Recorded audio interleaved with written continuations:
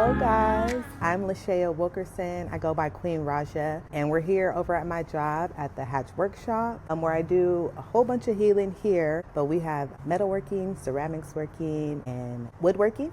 And I also do spiritual healing with my team called Energy. We've been doing open mics in our city and supporting local artists and business for about 8 years now. So yeah, we're just vibing here, and I am honored to do this podcast. So, hello. Can you share a favorite childhood memory that still brings you joy today?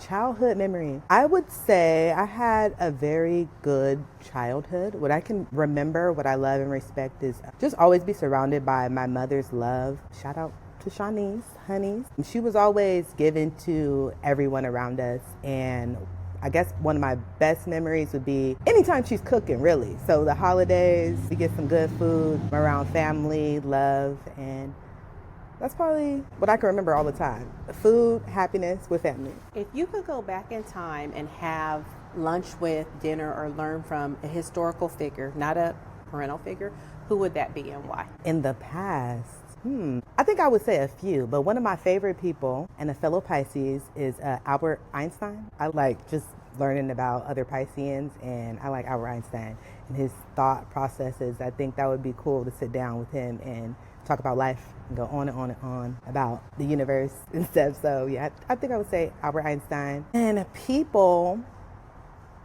somewhere in slavery times, I want to go and be rebellious. Go see what I can do, see who I can, I don't know. What is beauty to you? And is there one person who has shaped your image of beauty? If so, how? Beauty. Yes, I guess. I mean, beauty is in the eye of the beholder. But for me, I see beauty in I try to see it in everything. My biggest thing is authenticity. If you can be, I think it's very beautiful. If you can be yourself, however that translates. When I feel the energy, I think that's so beautiful. When people aren't cookie cuttered, when they're not worrying about trends or worrying about wearing this or that, you can be comfortable in your own skin and you're loud about it. I like beautiful feelings. So I like when people can strike me by just their look, by their aura, by their beauty.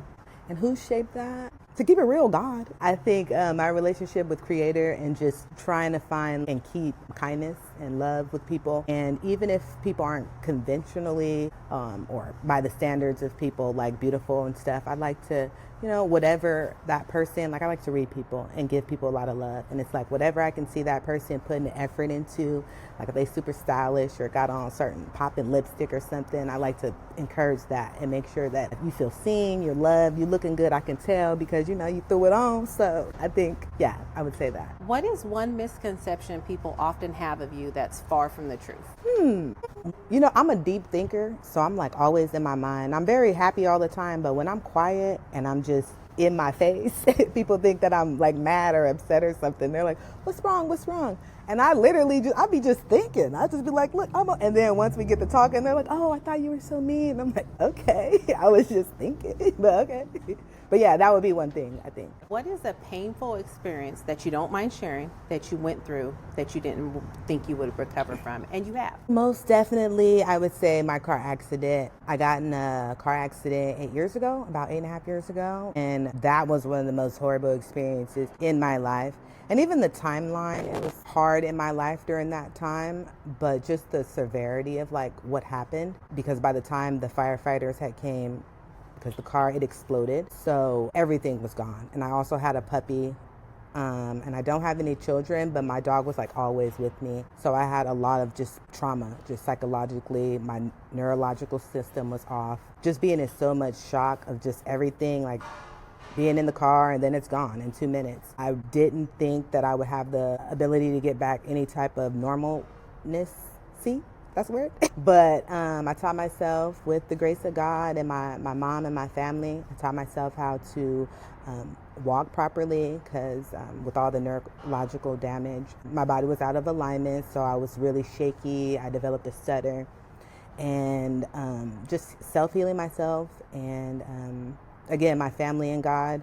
I think it got me through healing, has gotten me just to be such a strong person now, and meeting my friends that I met. Shout out Energy. We do the healing events where we're just with people. And so me constantly telling my testimonial and showing that strength from that incident, I would say brings me a lot of joy. It made me who I am, but I definitely did not think that I would get over that trauma. Yeah.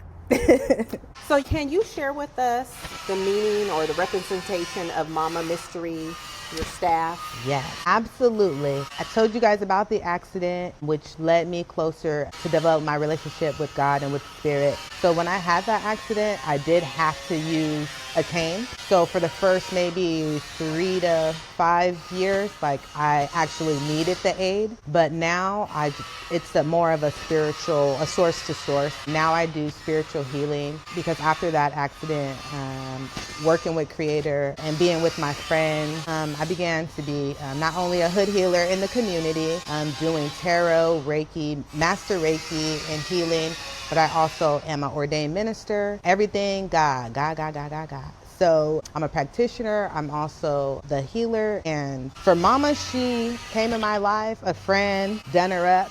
And I also, like what you can hear in the background, I work at a woodworking shop. So this is my stash. And yeah, she's been with me for a few years now. We've done over 200 events doing spiritual healing where we meet with different organizations to find God, to love on people, to pray, whether that's Christians, Muslims. We go to Sikh temples. We pray with the indigenous people. We've done it all. And when I met with Creator, like I almost died, and it held me in his bosom so close. Fell in love with that relationship, and me and my team, we try to heal the collective in any way that we can to just show that God is alive, God is real. Whatever your tool is, whatever your people is of understanding, we come together in love and try to figure out all these things that are hidden that the government don't want us to know.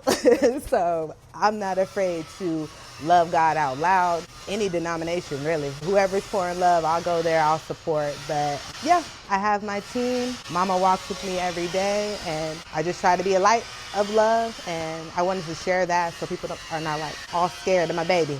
It's just my power stick. So yeah. Your superpower. My superpower. Okay. What does the term raising the bar mean to you? Raising the bar. I wouldn't say the bar is like the cap, but it's like, it's something. And when you raise the bar, you go higher than that. So it's like, even if somebody tells you this is that's the bar, that's the limit, you just raise it. So higher and higher climbing. What do you want your legacy to be when you're no longer here? Ooh, I mean, I just want people to, I would say maybe authenticity. I want people to know who I am. And when you say that, you know my name, you know that frequency, people just, my name is a vibe. And I want people to like stay true to that. I want them to know my legacy is just being true, truly me, Queen Rajah. If your life were a book, what would the title be and why? I'm working on a book, actually. It's called God, What the Fuck? And yeah, it's just like a testimonial journey back and forth with God. So WTF, God, what the fuck?